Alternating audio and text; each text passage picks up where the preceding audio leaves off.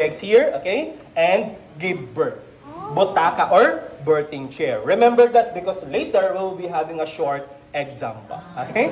Alright, so napapamay group, let's proceed na po to our next house. So don't worry. We have 63 houses here. This is our first. We still have? Yes, 62 more to go. Okay, so pamay group, let's proceed na po to our next house. So this way, please. Just kidding po. Few houses only. Don't worry. Okay? Sige po. Yes, madam. Again po, pamay group, please be careful po. Hold to the baluster or at the handrail po.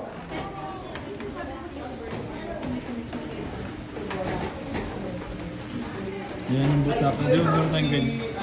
Iba yan, hindi gumagalaw. Butaka natin gumagalaw. Ah, Ito, diretso. Ito na pinanganak yan.